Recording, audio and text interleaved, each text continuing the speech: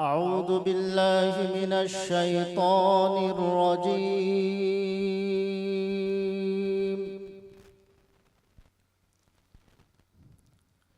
بسم الله الرحمن الرحيم. الحمد لله نحمده ونستعينه ونستغفره ونؤمن به ونتوكل عليه ونعوذ بالله من شرور أنفسنا ومن سيئات أعمالنا. من يهده الله فلا مضل له ومن يضلل فلا هادي له، ونشهد أن لا إله إلا الله وحده لا شريك له، ونشهد أن سيدنا ونبينا وحبيبنا وشفيعنا وسندنا وإمامنا ومولانا محمدا عبده ورسوله صلى الله عليه وعلى آله وصحبه وبارك وسلم تسليما كثيرا كثيرا. أما بعد، فأعوذ بالله من الشيطان الرجيم. بسم الله الرحمن الرحيم. والله متم نوره ولو كره الكافرون. صدق الله مولانا العظيم. وقال النبي صلى الله عليه وسلم: الإسلام يعلو ولا يعلى، كما قال عليه الصلاة والسلام: سبحان الله وبحمده، سبحان الله العظيم وبحمده أستغفر الله. صلى الله على سيدنا محمد صلى الله عليه وسلم. اللهم صل على سيدنا محمد، يا رب صل عليه وسلم. फानूस बन के जिसकी हिफाजत हवा करे, वो शम्मा क्या बुझे जिसे रोशन खुदा करे। कुछ बात है कि हंसती मिटती नहीं हमारी, कुछ बात है कि हंसती मिटती नहीं हमारी। सदियों रहा है दुश्मन दौरे ज़मां हमारा, सदियों रहा है दुश्मन। यूनान मिस्र रोमा सब मिट गए जहां से, अब तक मगर है बाकी नामो निशान हमारा। सारे जहां से अच्छा हिंदुस्तान हमारा। हम बुलबुले हैं इसकी ये गुलसिता हमारा, हम बुलबुले हैं इसकी। बड़ा खूबसूरत जलसा जल्दी से मुकम्मल हो रहा है। मैं घबरा गया था कि पता नहीं मजमा होगा कि नहीं होगा, या होगा तो गुलसिता में होगा या कब्रिस्तान में होगा। लेकिन अल्लाह का शुक्र है लोग जिंदा हैं, बेदार हैं, इसलिए दुआ दे रहा हूँ। थोड़ी देर दुआ तक साथ देने के लिए अगर आप लोग तैयार हैं तो यहाँ से लेकर के वहां तक हाथ उठाइए इंशाअल्लाह। जलसा में नारे तकबीर इस्लाम जिंदाबाद का नारा होगा, और मुहर्रम में मातम और मरसिया होगा। हाथ उठाइए इंशाअल्लाह। मुझे पता था ये कब्रिस्तान ही में है, ये गुलसिता में नहीं है। 3 सवाल से मेरा पैगाम शुरू हो रहा है। यूसीसी को सामने रखिए, यूनिफॉर्म सिविल कोड को सामने रखिए। 3 सवाल से मेरा पैगाम शुरू हो रहा है। निकाह की 3 सूरत है, तलाक की 2 सूरत है, हलाले की 4 सूरत है। सही क्या है, गलत क्या है? यतीम पोते को दादा के लिए, दादा के ऊपर यतीम पोते के लिए 3 जिम्मेदारी है। औरत को मर्द से कम हिस्सा क्यों मिलता है? और माँ बाप का खर्चा, बीवी का खर्चा शौहर के जिम्मे क्यों है? आखिरी सवाल है, सुनने के लिए मुकम्मल तैयार हैं? जोश के साथ हाथ उठाइए इंशाअल्लाह। निकाह की 3 सूरत है। पहली सूरत एक मर्द एक औरत से निकाह करे, पहली सूरत है। दूसरी सूरत है एक मर्द एक औरत से निकाह करे और दूसरी औरत से नाजायज ताल्लुक रखे, दूसरी सूरत गलत है। तीसरी सूरत है मजबूरी है, पहली बीवी का इंतकाल हो गया, दूसरी शादी करे, या पहली बीवी बीमार है, बाल बच्चा नहीं है, दूसरी शादी कर रहा है, ये तीसरी सूरत। ये तीसरी सूरत सही है, पहली सूरत सही है, एक औरत से निकाह दूसरी औरत से जिना, ये सूरत गलत है। तलाक की 2 सूरत है। पहली सूरत ये है कि दोनों में मोहब्बत है, खामखा के लिए तलाक दे दिया, गलत। दोनों को एक दूसरे से नफरत है, निभा नहीं हो रहा है, तलाक नहीं दे रहा है, तलाक नहीं देगा, खुदकुशी करेगा, दूसरे को कत्ल करेगा, तलाक दे दे, इसका रास्ता अलग उसका रास्ता अलग, ये सूरत सही है। हलाले की 4 सूरत है। दूसरे की बीवी से दूसरा आदमी निकाह करे और निभा नहीं हुआ, तलाक दे दिया, अब ये पहले शौहर से निकाह कर लेती है, ये सूरत सही है। दूसरी सूरत है कि देखा कि निकाह तो कर लिया लेकिन औरत का जिस्म यहाँ है और दिल पहले शौहर के पास है, तलाक दे दिया, ये सूरत सही है। निकाह करने के लिए 1 दिन का टाइम ले रहा है, मैं 1 दिन के लिए निकाह करूंगा उसके बाद छोड़ दूंगा, 1 महीने के लिए निकाह करूंगा छोड़ दूंगा। अल्लाह के रसूल ने इस निकाह करने वाले पर अल्लाह की लानत भेजी। निकाह करा रहा है कराने वाला और उस पर शर्त लगा दिया कि तुमको छोड़ना पड़ेगा 1 दिन में, 1 रात गुजार करके तुमको छोड़ना पड़ेगा। जितने लोग उस निकाह में शरीक रहेंगे सब पर आसमान से अल्लाह की लानत हो। एक खास बात कि दादा मौजूद है, पोता मौजूद है, बेटे का इंतकाल हो गया, पोता यतीम हो गया, अब दादा के ऊपर 3 जिम्मेदारी है। पहली जिम्मेदारी ये है कि बच्चे का बाप गुजर गया, दादा मौजूद है, खाना खर्चा दे, पढ़ाए लिखाए, जब तक जवान न हो जाए दादा की जिम्मेदारी है। और जीते जी दादा उसके बाप का हिस्सा उसके बेटे को लिख करके जाए, जीते जी अगर लिख नहीं सकता मरने के बाद वसीयत कर जाए। अगर दादा ने पोते यतीम के साथ अच्छा सलूक नहीं किया तो कब्र में जाने के बाद भी खैर नहीं है। दूसरी और आखिरी बात आपसे कहने के लिए जा रहा हूं, मर्द को हिस्सा ज्यादा मिलता है, औरत को हिस्सा कम मिलता है। सारे खर्च की जिम्मेदारी मर्द पर है, औरत पर नहीं है। औरत का माल बढ़ता रहता है, मर्द का माल घटता रहता है, इसलिए इस्लाम ने मर्द के हिस्से को बढ़ाया, औरत के हिस्से को घटा दिया। आपको सुन करके हैरत होगी जो मैं आपको सुनाने के लिए जा रहा हूँ। एक बेटी है मरने वाले का, उसको 50% जायदाद मिलेगी। 2 बेटी है तो 60% से भी ज्यादा जायदाद मिलेगी। अगर माँ एक है और बाप 2 हैं तो सारी औलाद को चाहे बेटा हो चाहे बेटी हो सबको बराबर हिस्सा मिलता है। इस्लाम ने इस पर भी सितम नहीं किया, इस्लाम ने उस पर भी सितम नहीं किया। हाथ उठा करके वादा कीजिए, बेटा को माला माल करेंगे, बेटी को कंगाल करेंगे। हाथ उठाइए इंशाअल्लाह। खैर माशाअल्लाह 2 4 5 आदमी फिसले हैं, वो यहाँ नहीं है, रांची में है। आप पागल हम हैं, फुल पागल वो है। अल्लाह खैर फरमाए। बहकाने वाले आपके सब यार हो गए,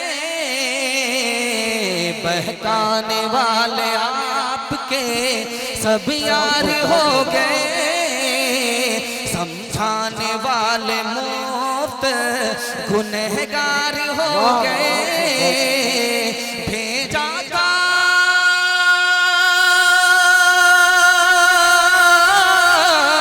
भेजा था मैंने अपनी तरफ से जिन्हें वहाँ, वो भी तो जाके उनके तरफदार हो गए, वो भी तो जाके उनके तरफदार हो गए। ध्यान से से सुनिएगा, जल्दी से निकल जाएगा। हालात हाजरा को सामने रखिए। 3 नमूना आपको देने के लिए जा रहा हूं।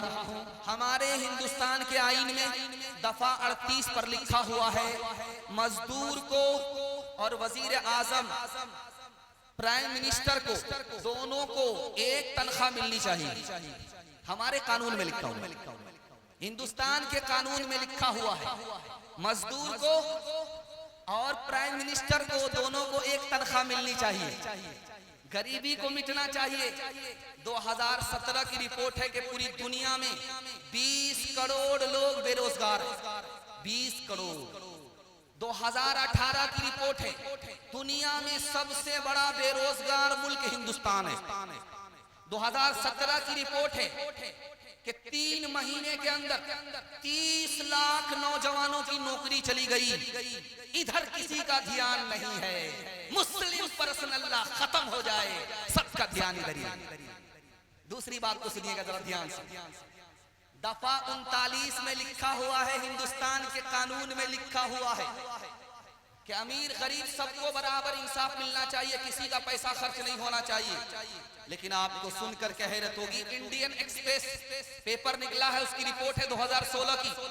डिस्ट्रिक्ट कोर्ट में, जिला की अदालत में 2 करोड़ 81 लाख 25,006 मुकदमात पेंडिंग में है, उस पर सुनवाई नहीं हुई।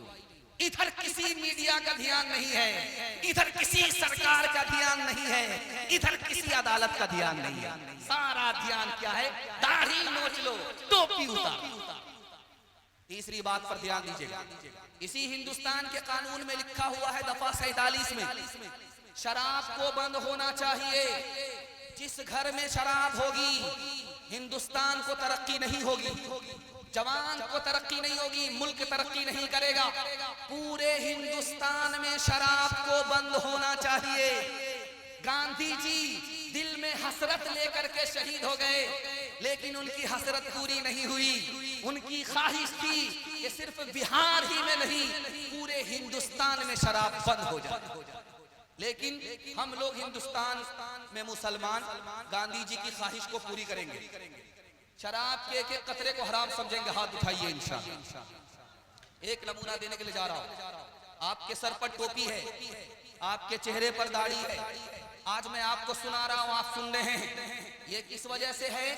दफा 25 की वजह से है, दफा 29 की वजह से है। हमारे आईन ने हमको मजहब पर चलने की पूरी आजादी दी है। अब बात हो रही है कि दफा 44 लागू होना चाहिए। जिस दिन ये लागू हो गया, आपके सर से टोपी हट जाएगी और आपकी पहचान मिट जाएगी। हाथ उठा करके वादा कीजिए, सब कुछ कुर्बान कर देंगे, लेकिन अपने हम दीन धर्म का सौदा नहीं करेंगे। हाथ उठाइए इंशाअल्लाह। हमारी तरफ से दाढ़ी टोपी पगड़ी सरदार रखेंगे, सिख रखेंगे। हाथ उठाइए इंशाअल्लाह।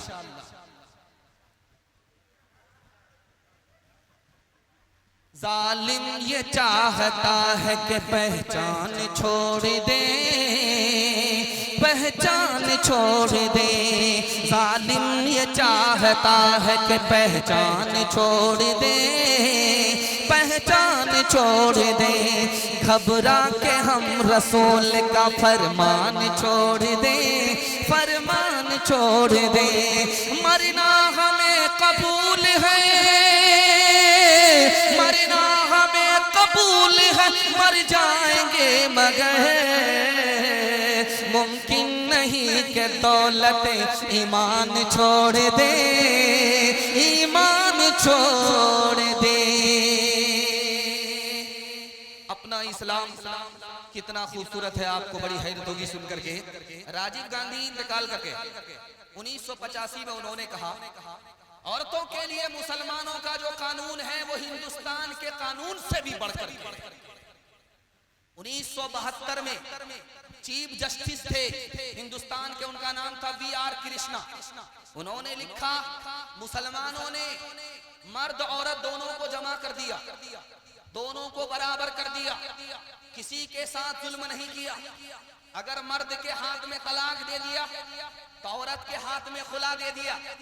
अगर निभा नहीं हो रहा है तो मर्द के हाथ में कि तुम उसे छोड़ दो, और निभा नहीं हो रहा है तो औरत के हाथ में खुला है तो मुकदमा करो, उससे छुटकारा हासिल कर लो। इस्लाम ने मर्द औरत दोनों को बराबर कर दिया, दोनों को इंसाफ दिया, किसी के साथ जुल्म नहीं। एक बात सुनिए, महाभारत हुई है हिंदुस्तान में, जानते हैं किसकी वजह से? यक्सा सिविल कोड की वजह से। दो खानदान की लड़ाई हुई, करोड़ों लोग मारे चले गए। 1914 ईस्वी में पहली जंग हुई है, 3.5 करोड़ लोग मारे गए यक्सा सिविल कोड की वजह से। दूसरी जंग अजीम हुई है 1939 ईस्वी में, कितने लोग मारे गए? 6.5 करोड़ लोग मारे गए। किसकी वजह से? यक्सा सिविल कोड की वजह से। और आज भी आपको सुन करके हैरत होगी, एक मुसलमान दूसरे मुसलमान से शादी करे कोई मसला नहीं, एक सिख दूसरे सिख से निकाह करे कोई मसला नहीं, लेकिन जहां हिंदू का मुसलमान से रिश्ता हो गया, मुसलमान का रिश्ता हो गया, दोनों तरफ से तलवार निकल जाती है, फितना फसाद हो जाता है, मासूम की जान। एक मिसाल है, पैगाम खत्म कर रहा हूं। 1992 ईस्वी में सुप्रीम कोर्ट में केस आया, जानते हैं क्या केस है? बड़ा डेंजर केस है। दूल्हा बैठा हुआ है, दुआ कीजिएगा इनके लिए। दुपट्टे की हवा बड़ी खतरनाक होती, आदमी सीधा करवट ले लेता। लड़की आई, निकाह के बाद आई, आने के बाद लड़का को पट्टी पढ़ा रही है कि मैं अपने माँ बाप को छोड़ करके आ रही हूँ, अपने खानदान को छोड़ करके आ रही हूँ, क्या आप मेरी खातिर अपने माँ बाप को नहीं छोड़ सकते? लड़का बोलता मैं जन मुरीद नहीं हूँ, जलसा सुन करके बेगूसराय से आ रहा हूँ, रमजानपुर का जलसा सुना, तुमको छोड़ सकता हूँ, अपने माँ बाप को नहीं छोड़ सकता। अदालत में लड़की ने केस कर दिया, सुप्रीम कोर्ट के जस्टिस बैठे हुए हैं, क्या फैसला होना चाहिए?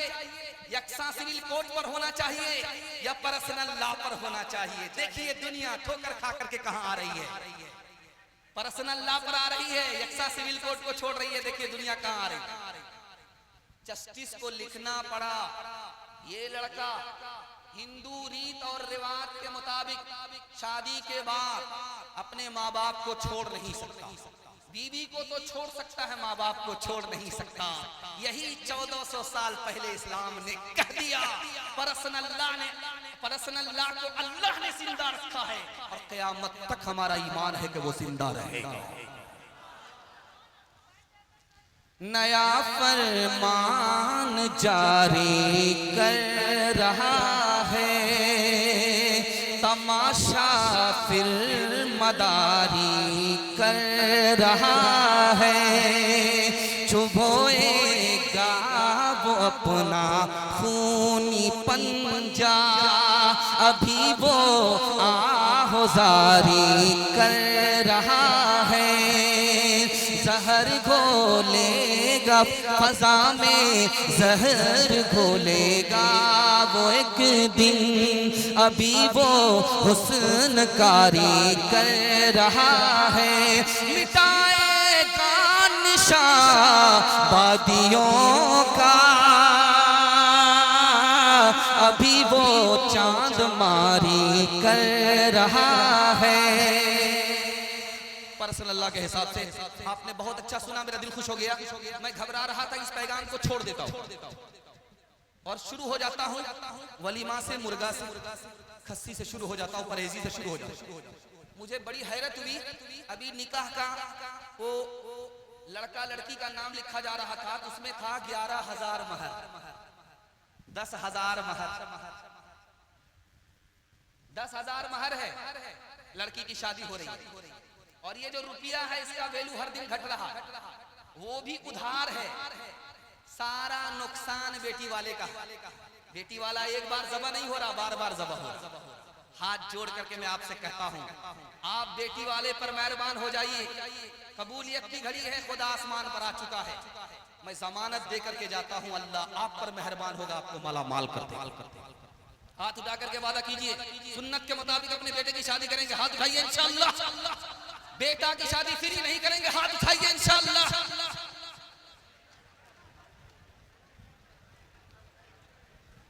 मुहर्रम का चांद निकल गया, कल पहली तारीख। मुहर्रम के हवाले से 2 पैगाम सुना रहा हूं, ध्यान सुनिएगा। ये बच्चा देख रहे हैं, पीली टोपी है इसकी, ये मेरे सामने बैठा हुआ है, इतने ही बड़े थे हजरत हुसैन, इतने ही बड़े थे। कितनी उम्र थी? मुश्किल से 6 साल की उम्र थी, इतने ही छोटे।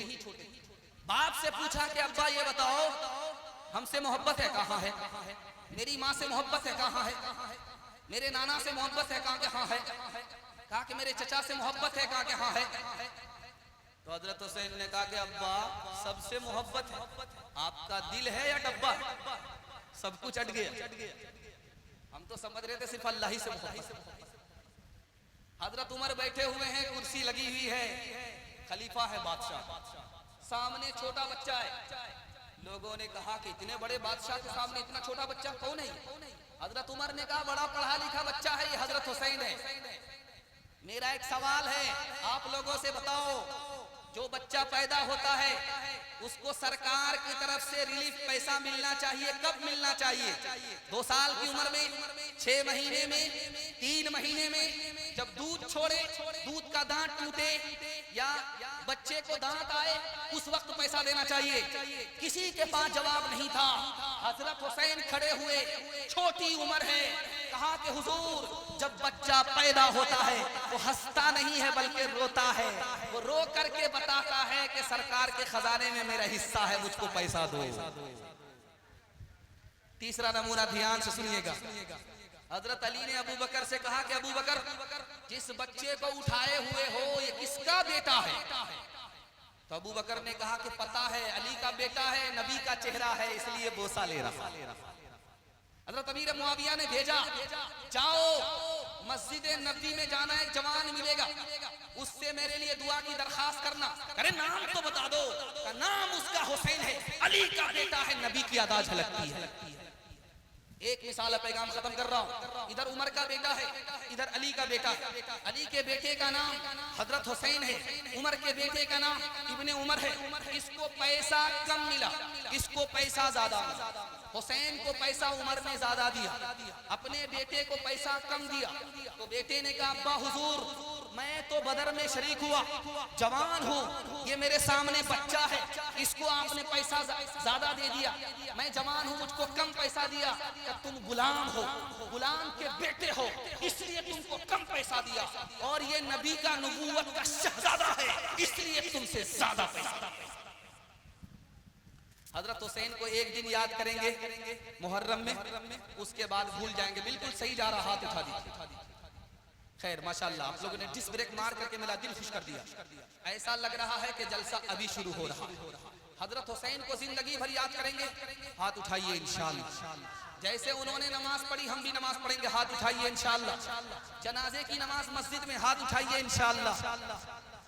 जो दहकती आग के शोलों पे सोया हुसैन, जो जवां बेटे की मैयत पे न रोया हुसैन, जिसने अपने खून से करबल को सींचा हुसैन, जिसने अपने खून से करबल को सींचा हुसैन, जिसने अपने खून से करबल को सींचा हुसैन, जिसने अपने खून से करबल को सींचा हुसैन, जिसने सब कुछ खो के भी कुछ न खोया हुसैन। ध्यान से सुनिएगा, मुहर्रम के हवाले से आखिरी पैगाम, 3 मिनट का, बड़ी बेदारी के माहौल में आप सुन रहे हैं। अल्लाह करे मुहर्रम हमारा कबूल हो जाए। मुहर्रम में 3 प्रोपगंडे हैं। पहला प्रोपगंडा ये है मुहर्रम में शादी मत करना। अब ये बेचारे की शादी हो रही है, इनका कलेजा कांप रहा है। मुहर्रम में शादी मत करना, खतरा हो। मैं बैठा हुआ हूँ, आपको सच्चाई बता रहा हूँ, मुहर्रम की शादी बड़ी पक्की होती है। अल्लाह के रसूल ने मुहर्रम में शादी किया है। हजरत सफिया रजी अल्लाह अन्हा से निकाह अल्लाह के रसूल ने मुहर्रम में किया। फातिमा का निकाह अली से हुआ, मुहर्रम में हुआ। रुकैया का निकाह हजरत उस्मान से हुआ है, मुहर्रम में हुआ है। ये खुशकिस्मत है, आज उस्मान की जगह है, अली की जगह, अल्लाह इनके रिश्ते को कबूल फरमाए। दूसरा क्या है, मुहर्रम में जुलूस निकाला जाता, मुहर्रम में मातम किया जाता। आप लोग हाथ उठा करके बताइए कि आप लोग शिया हैं या सुन्नी? सुन्नी अगर आप हैं तो आपके लिए ढोल नहीं है, सुन्नी अगर आप हैं तो आपके लिए निशान नहीं, इमाम बाड़ा नहीं। अगर आप शिया होते तो मैं आपको इजाजत देता, इमाम बाड़ा बनाइए, निशान उठाइए, ढोल को भी पीटिए, सीना को भी पीटिए, ढोल फट जाए लेकिन सीना न फटे। मैं आपको बताता, लखनऊ में जुलूस निकल रहा था, मुहर्रम का महीना था, जुलूस निकल रहा था। अरब के मेहमान आए हुए थे, हजरत हुसैन के खानदान के लोग आए हुए। कहा कि भाई ढोल बज रहा है, तमाशा हो रहा है। कहा हुजूर आपको पता नहीं, हजरत हुसैन का जुलूस निकल रहा है, हजरत हुसैन के लिए मातम किया जा रहा है। तारे इन्ना लिल्लाह अस्तगफिरुल्लाह, इन बदनसीबों को 1400 साल के बाद आज पता चला है। इसलिए जानते हैं ये चीज हमारे हिंदुस्तान में कैसे आई, आपको सुनकर के हैरत होगी। 880 हिजरी में शहनशाह तैमूर हिंदुस्तान का बादशाह था, ईरान से उसने कब्र मंगाया, हजरत हुसैन की कब्र की नकल मंगाया, ईरान से मंगाया, और हिंदुस्तानियों से कहा कि दुकान बंद करो, काला कपड़ा पहनो, और ये कब्र है इसकी जियारत करो, सवाब मिलेगा। वहां से ये शुरू हो गया। इंशाअल्लाह हम लोग शिया नहीं हैं, हम लोग सुन्नी हैं और टनाटन सुन्नी हैं। इंशाअल्लाह मुहर्रम में मातम, जनवरी में जश्न मनाएंगे। हाथ उठाइए इंशाअल्लाह। खैर यहाँ आकर के फंसे। मुझे कूफा वालो मुसाफिर न समझो, मैं आया नहीं हूँ, बुलाया गया हूँ। एक मेहमान बना के सताया गया हूँ, मैं रोया नहीं हूँ, रुलाया गया हूँ। खुदा जाने कैसी है ये मेजबानी, 72 प्यासों का है बंद पानी, 72 प्यासों का है बंद पानी। मुक़द्दर में है जा मैं कौसर का पीना, मैं प्यासा नहीं हूँ, पिलाया गया हूँ। खुदा जो झुकता था सलबा रिगाहे खुदा में, वही सर कलम हो गया करबला में, वही सर कलम हो गया करबला में। शहादत की मंजिल को पाया है हमने, मैं उजड़ा नहीं हूँ, बसाया गया हूँ। दुआ कीजिए हजरत हुसैन के लिए, अल्लाह पूरी मिल्लत की तरफ से उनको जज़ाए खैर अता फरमाए, उनकी कब्र को अल्लाह नूर से भर दे, उनके दर्जात को अल्लाह बुलंद फरमाए। शादी का मौका है, 3 पैगाम शादी के हवाले से मुझे देना है। 10 मिनट के लिए आप लोग यहाँ से लेकर के वहां तक सुनने के लिए तैयार है? हाथ उठा दीजिए इंशाअल्लाह। दूसरे का खाएंगे अपना बचाएंगे, हाथ उठाइए इंशाअल्लाह। ध्यान से सुनिएगा, जल्दी से निकल जाए। शादी में इतना छोटा खर्च है कि सिर्फ 2 ही खर्च है। शादी में सिर्फ 2 खर्च है। एक खर्च है कि लड़का को महर देना पड़ता है, पैसा देना पड़ता है लड़की, पहला खर्च। दूसरा खर्च ये है कि जिस दिन लड़की को लेकर के आया, सुबह को अपने रिश्तेदार को खाना खिलाना पड़ता, लड़का ही को खाना खिलाना पड़ता। सिर्फ 2 खर्च। लेकिन आपको सुनकर के हैरत होगी, आज निकाह में कितना पैसा खर्च होता है? इतना पैसा खर्च होता है कि जवान बाप कर्ज में डूबता है, बुढ़ापे तक कर्ज अदा नहीं होता। इतना पैसा खर्च हो रहा है। आपको सुनकर के हैरत होगी। आप देवबंद जानते हैं, मशहूर जगह है दारुल देवबंद में ही है। आज आप वहां जाइए, वहां एक बहुत बड़ी हवेली है, उसमें हाथी को बांधा जाता है। उसके बड़े बड़े दरवाजे हैं, हाथी पास होता था, एक दरवाजा इधर एक दरवाजा उधर, हाथी पास होता था। वो हवेली आज भी मौजूद है। और जानते हैं उस हवेली के मालिक का नाम क्या था? मुजफ्फर हुसैन। इतना बड़ा मालदार था। जब उसके बच्चे की शादी हुई तो वलीमा 7 दिन तक खिलाया गया, और एक गांव को नहीं 1000 गांव वलीमा 7 दिन तक खिलाया गया। आज उस वलीमा 1000 गांव को वलीमा खिलाने वाले हवेली के मालिक हाथी बांधने वाले के यहाँ जाकर के देखिए, उनके बच्चे भीख का कटोरा लेकर के भीख मांगते। दूसरी बात सुनिएगा, दिल्ली आप लोग आते हैं बराबर जाते हैं, एक आदमी ने पूरी दिल्ली को दावत कर दिया मेरा नाम हो जाए, और भेष बदल करके किनारे में बैठ गया। देखें लोग मेरी तारीफ करते कि नहीं। एक बाराती जब गुजरा तो बोला कि कमीना नमक ज्यादा दे दिया था, खाया नहीं। दूसरा बोला घी इतना ज्यादा देना चाहिए, मेरा तो पेट चल गया। तीसरा बोला गोश्त था तो बुढ़ा गोश्त था, चमड़ा था, खींचते खींचते जबड़ा दर्द हुआ। और चौथा बोला कि इतनी मिर्च दे दिया था कि पखाने में जो बैठे हैं तो कहां कहां से वो गुजर रहे हैं। वो कान पकड़ करके उठा और बैठा कि आइंदा कभी किसी को दावत नहीं खिलाऊंगा, उतना पैसा बेटी दामाद को दे दूंगा, लेकिन किसी सूरत में दूसरे को दावत नहीं खिलाऊंगा। अभी काजी साहब निकाह पढ़ाने के लिए रजिस्टर तैयार किए। मद्रास आप जानते हैं चेन्नई, मद्रास में काजी साहब रजिस्टर तैयार करके बैठ गए और लड़की वाले से कहा कि 3 लाख रुपया लूंगा तब निकाह पढ़ूंगा। कहा कि आप आलिम आदमी होकर के, काजी साहब होकर के 3 लाख मांगते। कहा कि तुमने 30 लाख रुपया बेशर्मी से खर्च किया है, मैं भी बेशर्मी से 3 लाख लूंगा तब निकाह पढ़ूंगा। और जानते हैं परेशानी क्या है? मक्का का आदमी भी परेशान शादी के मामले में, हिंदुस्तान का आदमी भी परेशान शादी के मामले में। जानते हैं क्यों? यहाँ बेटी वाला परेशान, वहां बेटा वाला परेशान। जानते हैं बेटा वाला कैसे परेशान होता है? बेटी वाला कहता है कि महर दो और 10 तोला सोना दो, 20 तोला सोना दो, अभी दो तब निकाह होगा। कमाते कमाते बेचारे की जान शेष हो जाती है। उसके बाद कैसे कैसे वो कमा करके लाता है, उसकी तरक्की चली जाती है, बेटी वाले छीन लेते। और यहाँ हाल क्या है कि बेटा खामोश रखा, बाप बोलता हम तो हाजी साहब नमाजी साहब है, क्या कमी है? अगर आप बुलेट दे दीजिएगा तो क्या फर्क पड़ेगा? आप ही की बेटी आएगी और आप ही की बेटी जाएगी। डबल डबल पलंग दे दीजिएगा तो क्या फर्क पड़ जाएगा? अल्लाह ने हमको सब कुछ दिया है, क्या चीज की कमी है? बेटी अलग आराम करेगी, दामाद अलग आराम करेगा।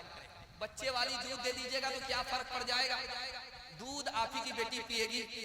कितना बड़ा सियाना है, काम भी निकालना चाह रहा है, बदनाम भी नहीं होना चाहता। सीने पर हाथ रख करके बताइए, ये गाड़ी मिली किसको? बेटी दामाद को। ये भैंस किसको मिली? बेटी दामाद को।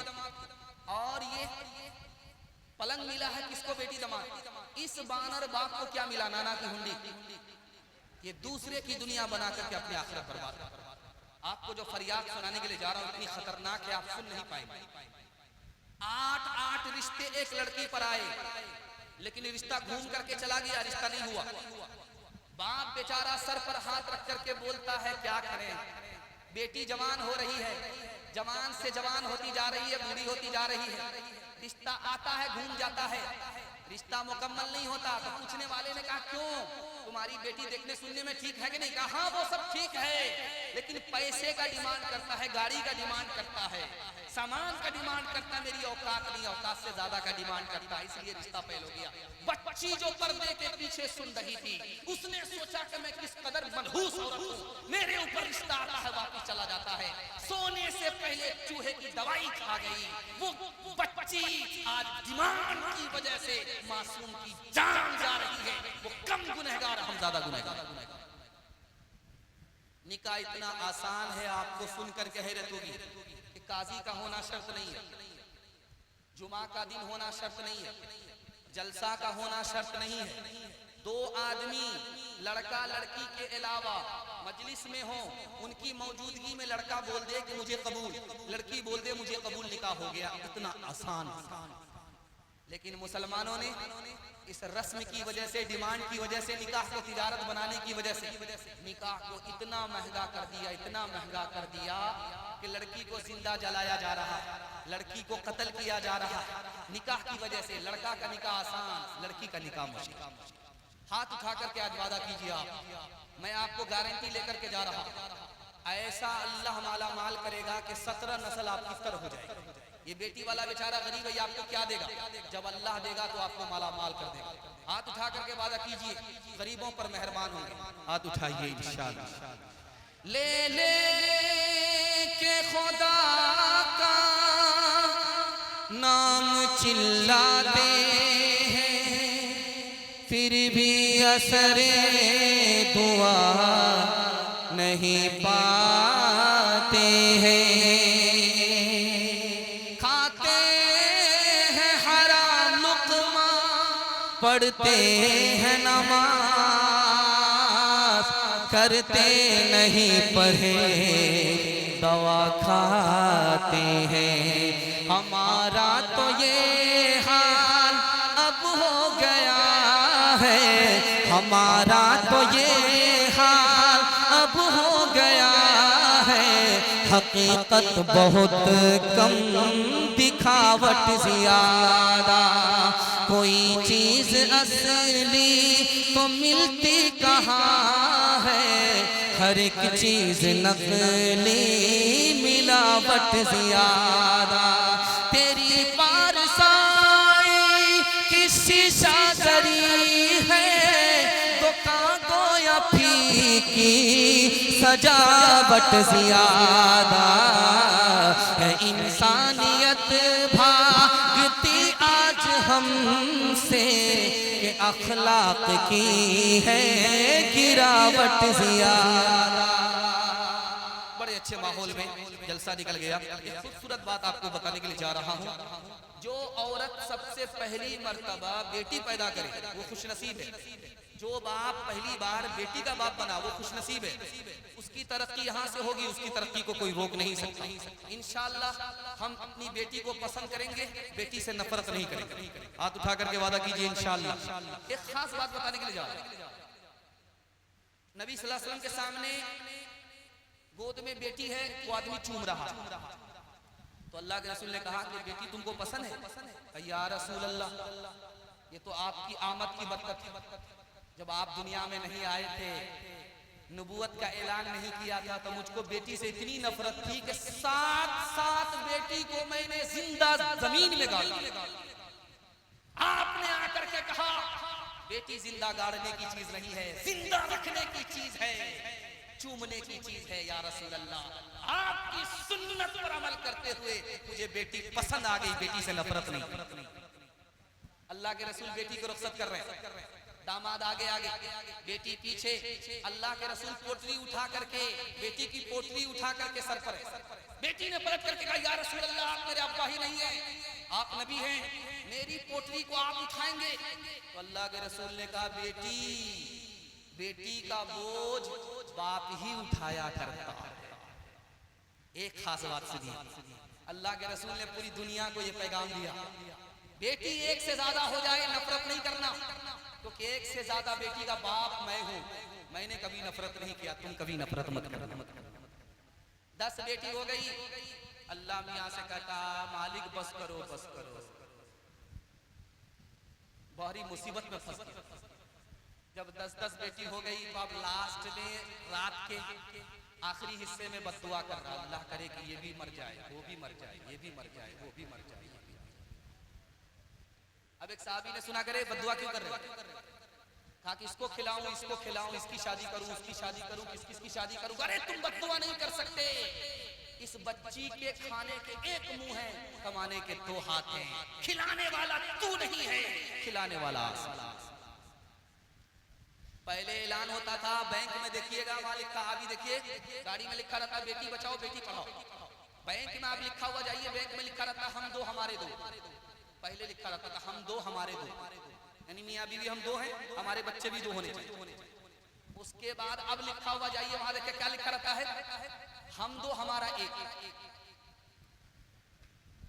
हम 2 हमारा 1।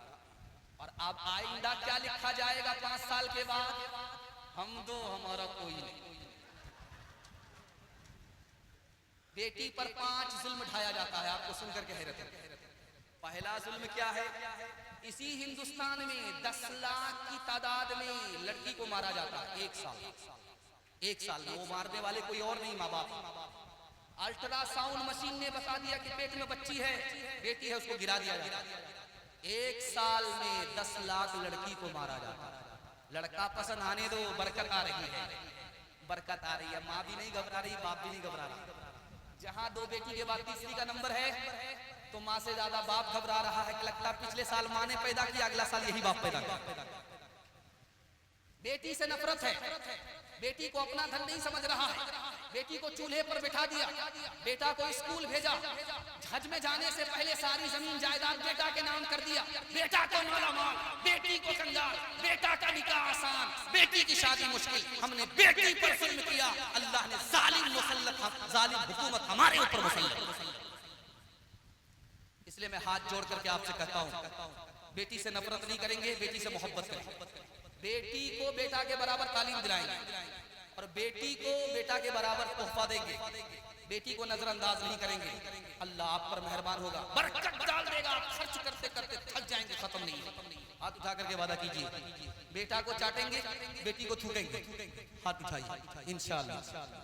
अगर जन बैठती दुख्तर कोई तकदीर की हेती, छछुंदर से बुरी मालूम होती थी उसे बेटी।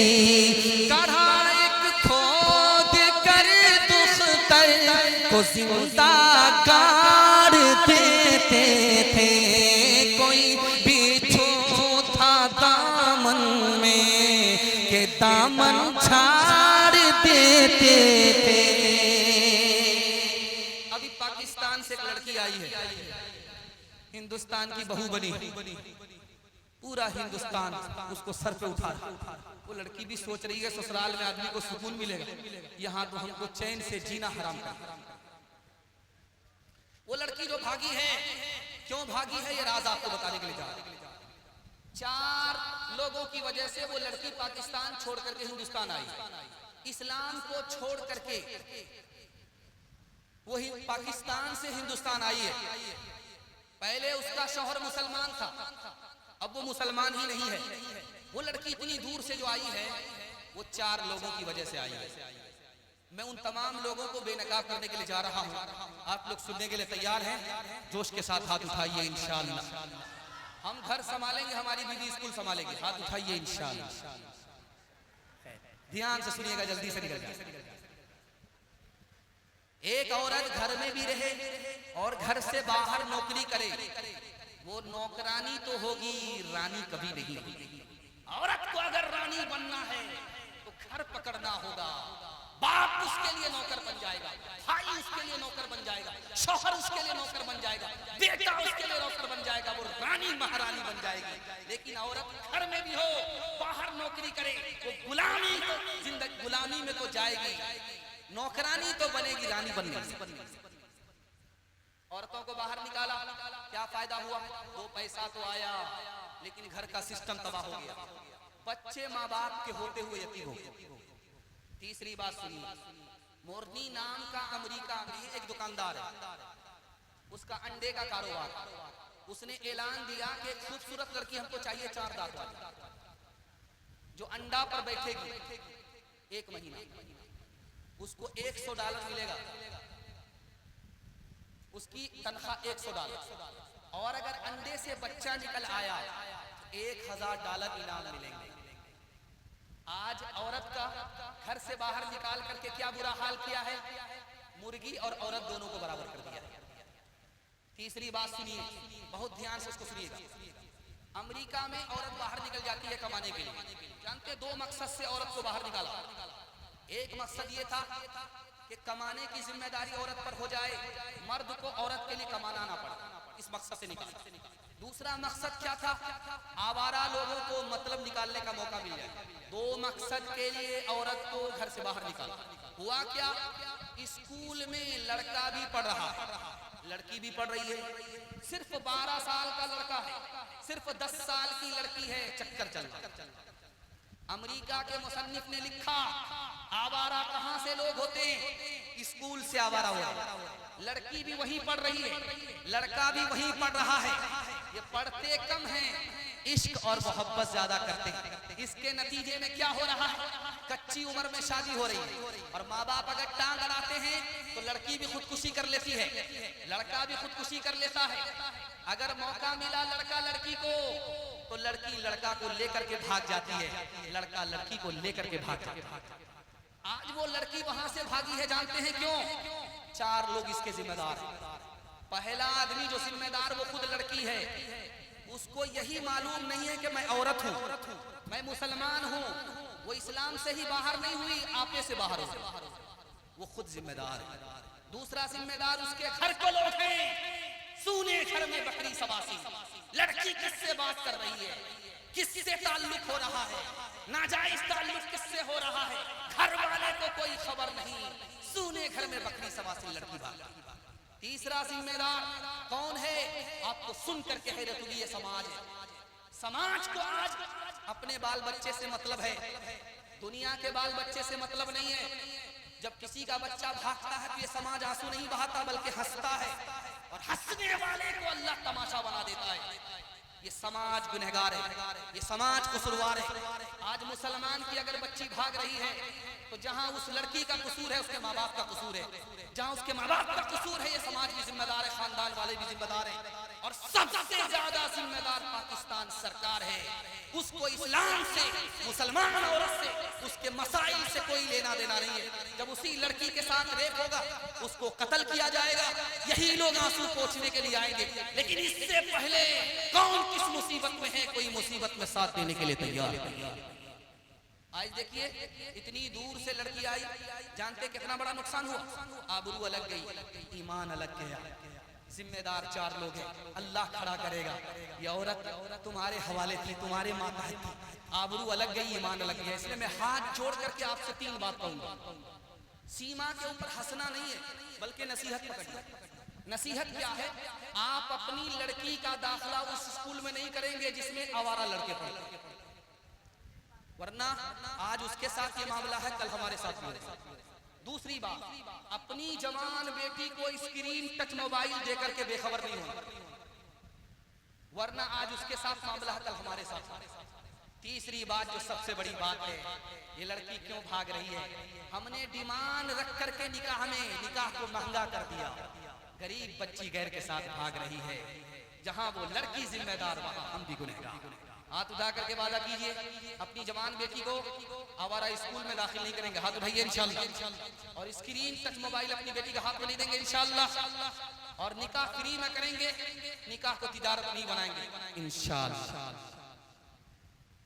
इलाही माँ बहनों बेटियों को दीनदारी दे, इलाही तू इस पौध को फसले बहारी दे, बचा ले मोमिना को ए खुदा मगरिब परस्ती से, बचा इस शम्मा को बादे फना की चीरदस्ती से।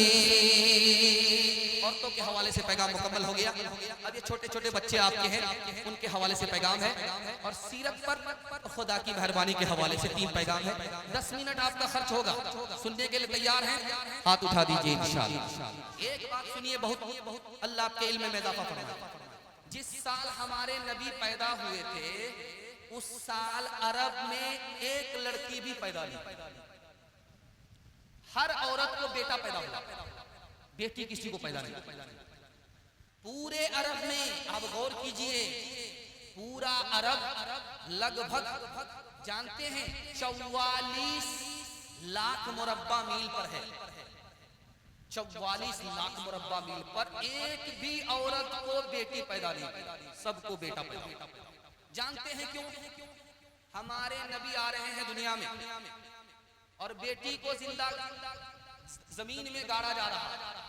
अल्लाह को ये पसंद ही नहीं हुआ, जो नबी रहमत बन करके आए उसकी आमद पर लड़की को जिंदा जमीन में गाड़ा जाए।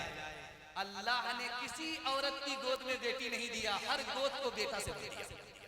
दूसरी बात, आप देखेंगे छोटे छोटे बच्चे की आंख बिल्कुल सुर्ख हो जाती है और आंख में दर्द होने लगता है, आंख सुर्ख हो जाती है, आंख में दर्द होने लगता है और बच्चे की आंख टिकती नहीं है, हर वक्त वो मलता रहता है, उसको आशोबे चश्म कहते हैं। हमारे नबी जब छोटे थे उनकी आंख भी सुर्ख हो गई और आंख में दर्द होने लगा, तो दादा परेशान, किसी डॉक्टर से इलाज नहीं हो रहा, तो सोचा कि ये ईसाई खानका में पादरी रहता है, उससे जाकर के मालूम करते। तो नबी को लेकर के गए, पादरी से कहा इस बच्चे को लेकर के आया हूँ, इसकी आंख में दर्द है, कोई इलाज कर दो, कोई दुआ तावीज कर दो। तो उसने कहा कि अरे ये बच्चा मामूली बच्चा नहीं है, इसकी आंख में जो दर्द है बीमारी है, इस बीमारी का इलाज बच्चे के मुंह में है, बच्चे के थूक को आंख से लगाओ, बीमारी खत्म हो जाएगी। सांप अबू बकर को काटे और नबी थूक लगाए, जहर खत्म हो जाए। अली की आंख में दर्द हो, नबी थूक लगा दे, लुआब लगा दे, दर्द खत्म। एक तीसरी बात सुनिए बहुत ध्यान से। हजरत अबू बकर परेशान है, नबी के दरवाजे पर आए, फिर घूम करके जाने लगे तो लोगों ने कहा क्यों आए थे, किस लिए आए थे, क्यों जा रहे हो? कहा भूख लगी थी, परेशान था कि नबी के दरवाजे पर जाता हूँ कुछ खाने को मिलेगा, खाना खा करके वापिस आ जाऊंगा। जरा ध्यान से सुनिएगा, सीरत के हवाले से पैगाम सुनने, बिल्कुल जलसा आपका खत्म हो रहा। हजरत अबू बकर वापिस जब जाने लगे तो लोगों ने पूछा कि अबू बकर किस लिए आए थे, क्यों जा रहे हो? कहा भूखा था, भूख लगी हुई थी इसलिए आया था। कहा बगैर खाए हुए कैसे जा रहे थे? नबी का चेहरा देखा, भूख मिट गई, इसलिए वापस। चौथी बात को सुनिएगा, काला पानी गए हैं शेखुल हिंद, तो अंग्रेज ने सोचा कि इस बुढ़े को मारने का, इस बूढ़े को मारने का तरीका यही है कि सांप को भेजते, सांप काट लेगा, ये मर जाएंगे, किसी पर इल्जाम नहीं जाएगा। सांप को भेजा, सांप आया, सर उठा करके अब शेखुल हिंद मौलाना हुसैन अमन मदनी, मौलाना महमूद उल हसन देवबंदी रहमतुल्लाह अलैह को डसने वाला था। इन्होंने जोर से पढ़ा ला इलाहा इल्लल्लाह मुहम्मदुर रसूलुल्लाह। जो सांप सर उठाया था वो सर गाड़ करके उधर चला गया, जिसने भेजा था जेलर के कमरे में गया, जिसने उसको भेजा था उसी को डस लिया, वही मर गया। इतर की दुकान है मदीने में छोटी छोटी, उसमें यहाँ के जो हाजी जाते हैं तो हिंदुस्तान इतर को लेने के लिए खरीदते हैं। एक औरत गई, अल्लाहुम्मा सल्ली अला मुहम्मद, अल्लाहुम्मा सल्ली अला मुहम्मद, अल्लाहुम्मा सल्ली अला मुहम्मद। उससे पूछा लोगों ने कि इस औरत को क्या हो गया, इतना जोर जोर से अल्लाहुम्मा सल्ली अला मुहम्मद दरूद पढ़ रही है। तो दुकानदार ने बताया इतर का नाम भूल गई है, इसलिए दरूद पढ़ रही है कि इतर याद आ जाए। इंशाअल्लाह अल्लाह के रसूल का नाम ले, जब भी आएगा हम दरूद पढ़ेंगे, नबी की सुन्नत को जिंदा करेंगे। हाथ उठाइए इंशाअल्लाह। शादी के बाद दाढ़ी रखेंगे, हाथ उठाइए इंशाअल्लाह। शादी के बाद बहुत मुश्किल है दाढ़ी रखना, पहले रख लीजिए वरना बीवी आपको दाढ़ी रखने नहीं देगी। रसूले मुजतबा कहिए, मोहम्मद मुस्तफा कहिए, खुदा के बाद बस वो है, अब उनके बाद क्या कहिए, खुदा के बाद बस वो है, अब उनके बाद क्या कहिए। शरीयत का है ये असरार के खत्मुल अंबिया कहिए, मोहब्बत का तकाजा है कि महबूबे खुदा कहिए। जब उनका नाम हो दुनिया सरापा गोश हो जाए, जब उनका नाम आए मरहबा सल्ले अला कहिए। खुदा की मेहरबानी के हवाले से जल्दी से पैगाम मुकम्मल हो रहा है, सुनने के लिए आप लोग यहाँ से लेकर के वहां तक तैयार हैं? जोश के साथ हाथ उठाइए इंशाअल्लाह। ये दूल्हा भाभी भी सोचेंगे किस मुकर्रिर की पीछे हम पड़ गए हैं, ये तो बैठा करके रख दिया, हमारा तमाशा कर दिया। जल्दी से इनका मसला भी हल करेंगे भाई, और दुआ पर इस जलसे को मुकम्मल करेंगे। आपने जी भर के साथ दिया, मेरा दिल खुश हो गया। मैं मेहमान खाने में तड़प रहा था, परेशान हो रहा था कि पता नहीं इतना लंबा वक्त हो गया है, मजमा रहा है कि नहीं रहा है, लेकिन अल्लाह आपको खुश रखे, आपकी घर की सारी परेशानी को अल्लाह दूर फरमाए। आपको देखने के बाद मेरा दिल खुश हो गया और मैं फैसला करने पर मजबूर हूं कि अभी जलसा शुरू हो रहा है या बहुत देर जलसा होगा। अल्लाह आपके बच्चे को कामयाब करे, आपकी घर की हर परेशानी को अल्लाह दूर फरमाए। ध्यान से सुनिएगा, छोटे छोटे बच्चे आपके, मेरा तजर्बा है, किताब में लिखा हुआ है, मेरी दाढ़ी कच्ची है, अभी सफेद नहीं, मेरी उम्र नहीं है तजर्बा बताने, लेकिन किताब में लिखा है। आप अपने बच्चे को अच्छा कपड़ा पहनाते हैं, ये भूल जाएगा, बेकार है। आप अच्छा खाना खिला रहे हैं, बच्चा भूल जाएगा, बेकार है। एक काम कर दीजिए, जिंदगी भर बच्चा आपके एहसान को याद रखेगा। आप जाहिल हैं, कोई फर्क नहीं पड़ता, आप अपने बच्चे को पढ़ा लिखा दीजिए, जिंदगी भर एहसान को याद रखेगा। अभी अमेरिका कितना बड़ा सुपर पावर है, इसी जमाने में रोमन एम्पायर इसी तरह सुपर पावर था। जानते मिट्टी पलीद हो गया क्यों? इल्म जब हाथ से गया, कलम हाथ से छूटा, अल्लाह ने इज्जत की चोटी से जमीन जिल्लत की पस्ती में पहुंचा। अगर आपके बच्चे के हाथ में कलम है, अल्लाह आपको इज्जत की चोटी पर पहुंचाए। और सुन करके आपको हैरत होगी, जॉर्ज डब्ल्यू बुश का नाम आपने सुना। जब उसने बराक ओबामा से पहली बार मुलाकात किया तो हाथ धोया तो किस कुत्ते से हमारी मुलाकात हुई। लेकिन जब बराक ओबामा जीत गया, जॉर्ज डब्ल्यू बुश हार गया। जॉर्ज डब्ल्यू बुश के पास कम इल्म था, बराक ओबामा के पास ज्यादा था, काला के पास ज्यादा इल्म था। तो वही कुत्ता कहने वाला उसके दस्तरखान पर लुकमा चाटने लगा। इल्म में इतना पावर है। और एक बात सुन करके आपको हैरत होगी, मुसलमानों के पास अभी सारी दौलत है, लेकिन मुसलमानों की हुकूमत नहीं है पूरी दुनिया में, पावरफुल नहीं है। जानते हैं क्यों? मुसलमानों के पास डीजल है, मुसलमानों के पास पेट्रोल है, मुसलमानों के पास गैस है, मुसलमानों के पास सोना चांदी है, मुसलमानों के पास सारी दौलत है, लेकिन अगर नहीं है तो इल्म नहीं है। इसलिए पूरी दुनिया में मुसलमान सुपर पावर नहीं है। अगर आपके बच्चे के पास इल्म है, जितना सोना है उससे ज्यादा इल्म है, तो समझ जाइए वो अब्दुल कलाम होगा, वो इराक का सदर सद्दाम होगा, वो लीबिया का सदर मामर कजाफी होगा। आप पावरफुल होंगे। एक बात सुनिएगा जरा ध्यान से, मिस्र में जामे मस्जिद है, बहुत बड़ी मस्जिद है, वहां पर एक आदमी के हाथ में कटोरा है। वो लोगों से कहता है कि मुझको भीख दो, इसलिए भीख दो कि ये जो मस्जिद बनी हुई है जिसमें तुम नमाज पढ़ो, मेरे दादा ने बनाया। उसके दादा ने मस्जिद बनाई और उसका पोता मस्जिद के सामने भीख का कटोरा लेकर के लोगों से भीख मांग रहा है। क्यों? दादा ने दौलत तो दिया, दौलत इल्म नहीं दिया, इसलिए भीख का कटोरा हाथ में।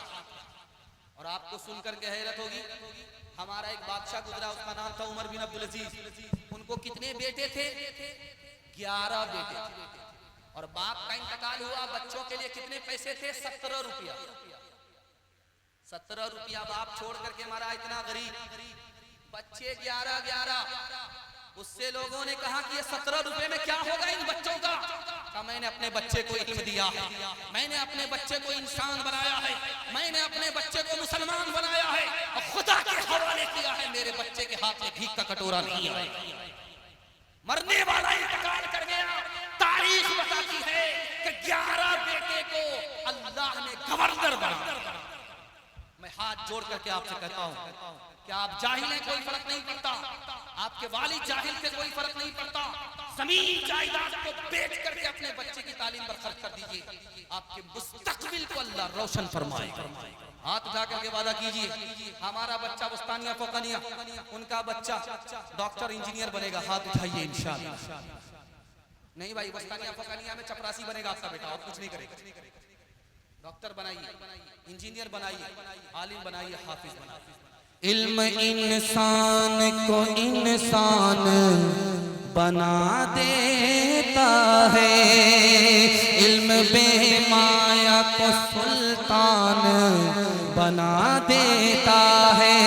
इल्म अल्लाह अगर दे उसे तौफीक भी दे, वरना ये वो है कि शैतान बना देता है, वरना ये वो है कि शैतान बना देता है।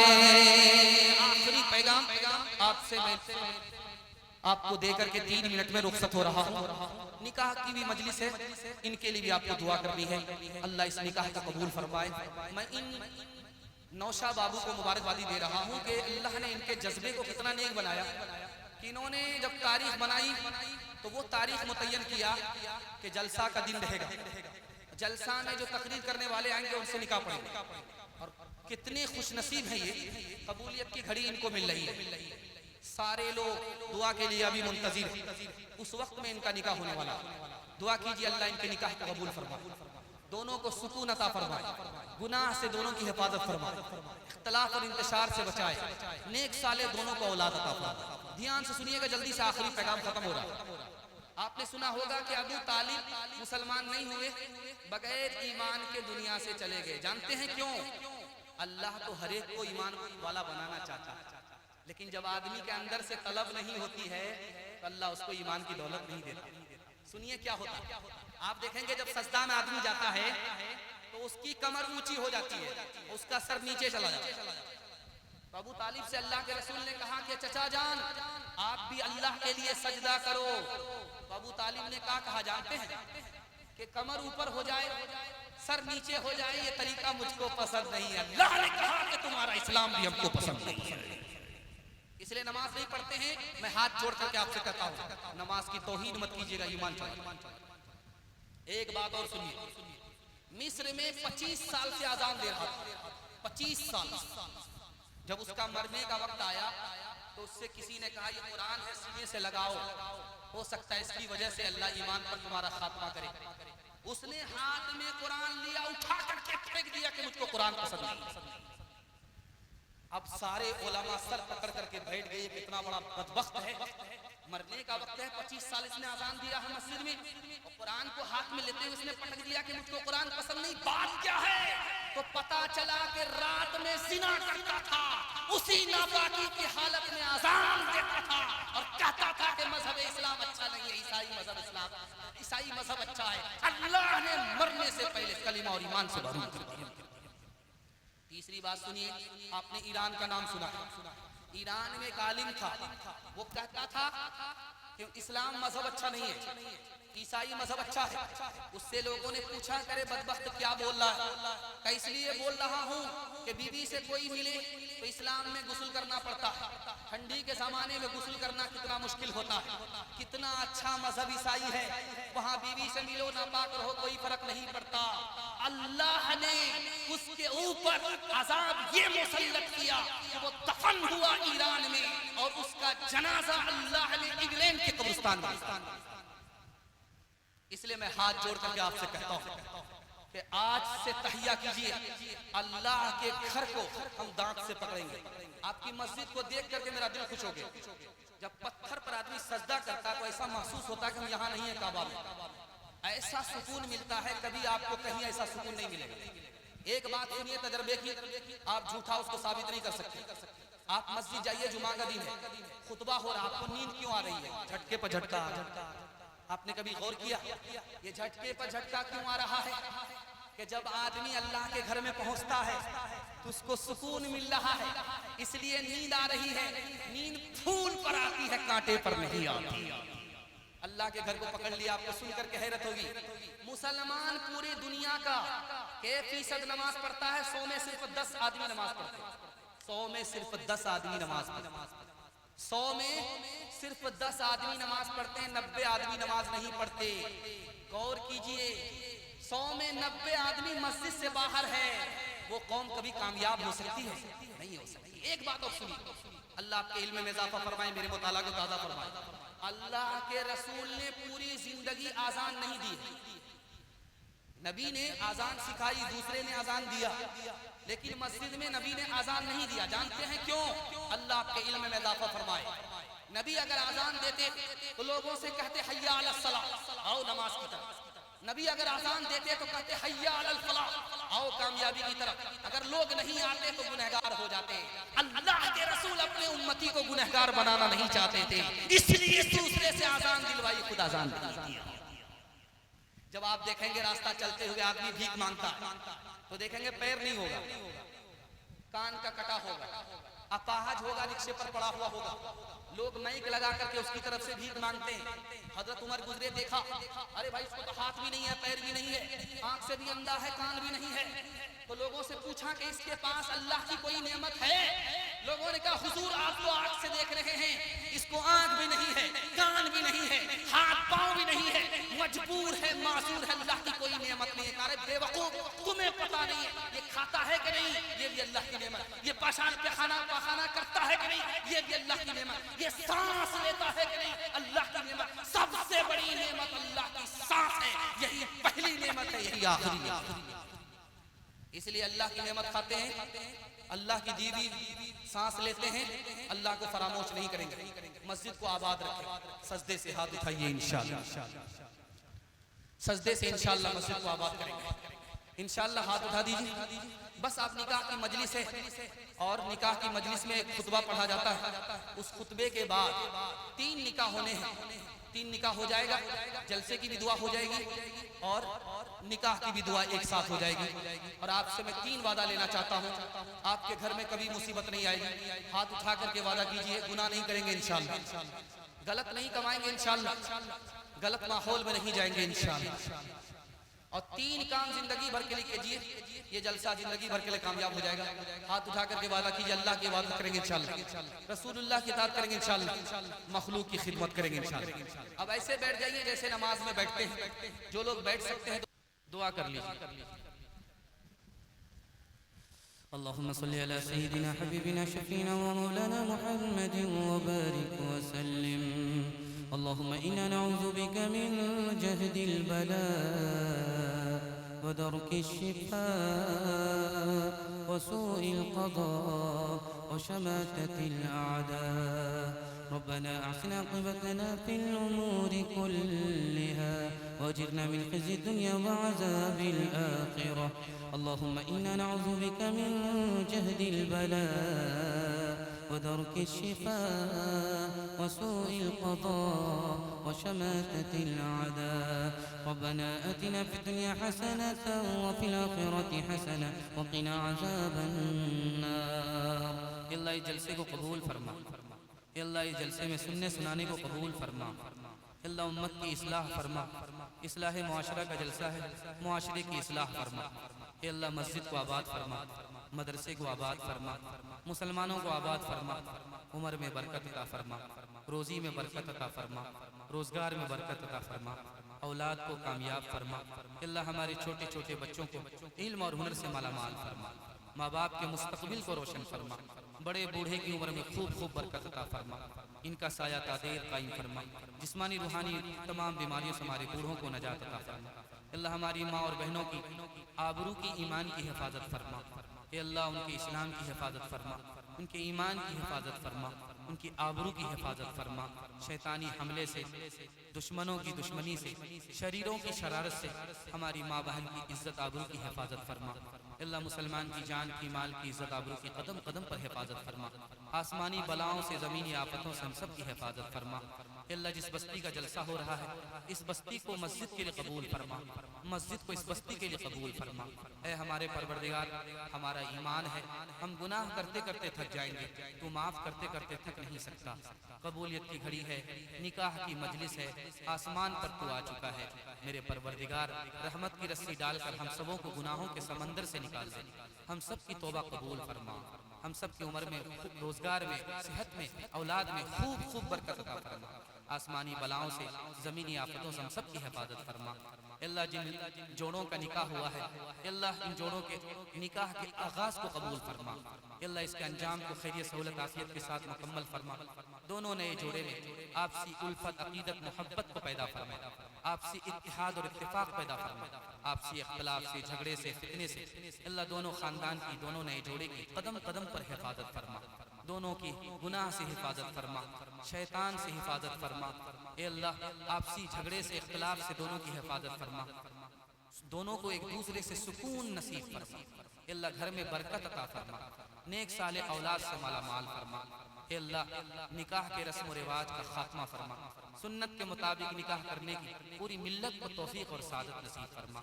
निकाह के फजूल खर्च से अल्लाह पूरी मिल्लत की हिफाजत फरमा, बेटी वालों पर रहम फरमा, गैब से मुनासिब जोड़े का इंतजाम फरमा। जिनके घर में जवान लड़कियां हैं, गैब से मुनासिब जोड़े का इंतजाम फरमा। मेरे मालिक, ये जलसा हुआ है नौजवानों की मेहनत से, ये जलसा हुआ है बड़े हौसले से, ये जलसा हुआ है। उन नौजवानों की उम्र में अल्लाह खूब खूब बरकत अता फरमा। अल्लाह इन आफत बला मुसीबत से अल्लाह कदम कदम पर मामून व महफूज फरमा। इनकी रोजी में खूब खूब बरकत अता फरमा, इनके रोजगार में बरकत अता फरमा। तो अपनी इबादत के लिए इनको कबूल फरमा, अपने रसूल के ताक़ के लिए कबूल फरमा, मखलूक की खिदमत के लिए इनको कबूल फरमा, दुनिया की शराफत और आखिरत की इज्जत से माला माल फरमा। ऐ हमारे परवरदिगार, जितने लोग बीमार हैं सबको शिफा अता फरमा, जितने लोग मकरूज हैं सबको कर्ज से नजात अता फरमा, कर्ज की अदायगी की सही सूरतें शक्लें पैदा फरमा। जिन घरों में लड़कियां बेनिकाही हैं, गैब से मुनासिब जोड़े का इंतजाम फरमा। ए अल्लाह, जो परेशान हाल है उनकी परेशानी को दूर फरमा, जो बेरोजगार है उन्हें जायज़ रोजगार अता फरमा, जिनके बच्चे पढ़ लिख करके फारिग हैं, नौकरी के तलाश में हैं, इम्तिहान दे रहे हैं, ए अल्लाह उनके मुस्तकबिल को रोशन फरमा, हाल को खुशहाल फरमा, माजी की तलाफी का मौका अता फरमा। जो मांगा है वो भी अता फरमा, जो मांगने से रह गया वो भी अता फरमा, मांगने से ज़्यादा अता फरमा। रब्बना तक़ब्बल मिन्ना इन्नका अंतस समीउल अलीम व तुब अलैना इन्नका अंतत तव्वाबुर रहीम। व सल्लल्लाहु तआला अला खैरि खल्क़िही मुहम्मदिन व आलिहि व सहबिही अजमईन बिरहमतिका या अरहमर